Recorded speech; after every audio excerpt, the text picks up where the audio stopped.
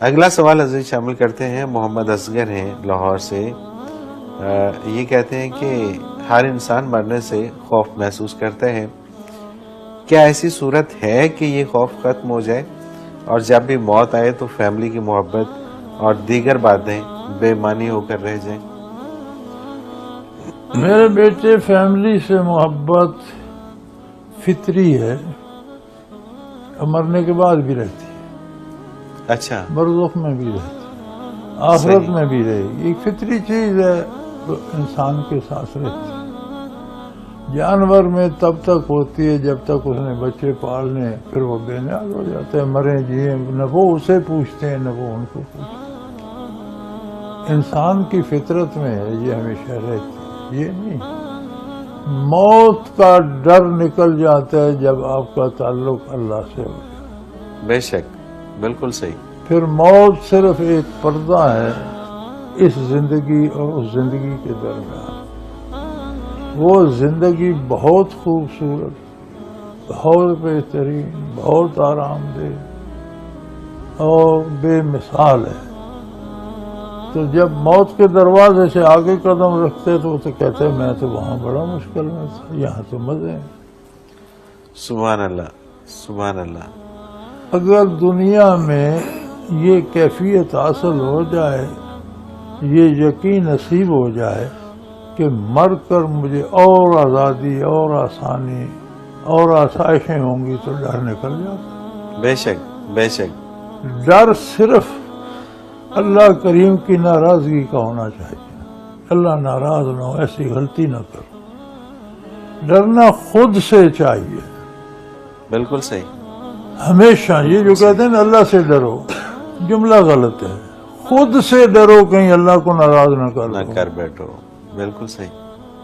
اللہ تو محبت ہے نہیں، اللہ تو کرم ہے، رحم ہے، مہربانی ہے. سبحان اللہ، سبحان اس کا غضب، اس کا قہر تو ہم خریدتے ہیں، محنت کر کے، مشقت کر کے، تکلیف کر کے، اوکھے ہو کر، مقدمے بھگت کر، چلان کرا کے، پھانسی لگ کے قتل کرتے ہیں، ڈاکے کرتے ہیں، چوریاں کرتے ہیں، رشوتیں کھاتے ہیں. تو غضب تو ہم خود خریدتے ہیں. کرتے ہیں. بالکل ٹھیک بات. ورنہ وہ تو فرماتے ہیں نہ رحمتی وسعت کل شیء، سبحان اللہ، میری رحمت ہر چیز سے وسیع ہے، چھائی ہوئی ہے. کوئی شک نہیں، کوئی شک نہیں. اور اتنی عام ہے کہ کتنے جرم آپ کر چکے، ساری عمر کرتے، ایک دفعہ خلوص دل سے توبہ کر لیں. یا اللہ میں مان لو، یا اللہ میں نے جو کیا غلط تھا، معافی چاہتا ہوں. سبحان اللہ. تو اس سے تو نہیں ڈرنا چاہیے، ڈرنا اپنے آپ سے. اللہ اکبر. اور جب یہ یقین ہو جائے تو موت کا ڈر کوئی ڈر ہی نہیں. بلکہ وہ تو اگر یہ یقین ہو تو وہ تو خوشی کا سبب بنے گا میرے کہ بھائی، میں آج کہاں جا رہا ہوں. میرے بھائی، اب صحابہ کرام ایک دوسرے کو فرماتے تھے کہ میں یہاں شہید ہو جاؤں گا، میرے ساتھ یہ کرو. دعا کرتے تھے کہ اللہ مجھے شہادت. صحیح. یوم احد کچھ لوگوں نے چاہا حضور سے اجازت لی کہ اپنے شہداء کو جا کر مدینہ منورہ دفن کریں. آپ نے اجازت دے دی، جنت البقیع میں. جو بچ گئے انہیں بدر میں دفن کر دیا گیا. ایک آدمی تھے عمر بن جموح، وہ ضعیف بھی تھے اور ایک ٹانگ سے لنگڑے بھی تھے. ان کے 4 بیٹے تھے جوان جو جہاد پہ جا رہے تھے. وہ تیار ہو گئے. انہوں نے کہا ابا ہم 4 آپ ہی کے سپورٹ ہیں، آپ ہی کی طرف سے لڑیں گے.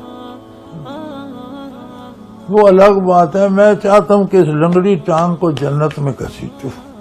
کیا بات ہے، کیا بات. لہذا میں جاؤں گا. خود میں شہید ہو گئے. اب بیٹوں نے چاہا کہ ان کی میت لے جائیں جنت البقیع. وہ اونٹ پہ میت رکھتے، اونٹ اٹھنے سے انکار کر دیتے. صحیح. نیچے اتارتے اونٹ کھڑا ہو جاتا. بٹھا کے اوپر رکھتے، اٹھنے سے انکار کر دیتے. بارگاہ رسالت پناہی میں گئے. یا رسول اللہ یہ کیا ماجرا ہے؟ فرمایا اس کا کوئی دوست تھا یا کہ فلاں بندہ اس کا دوست تھا، اسے بلاؤ، وہ ہے واضح نہیں بھئی تم نے اور عمر ابن جموع نے کیا کیا تھا کل؟ یا رسول اللہ دعا مانگ کیا؟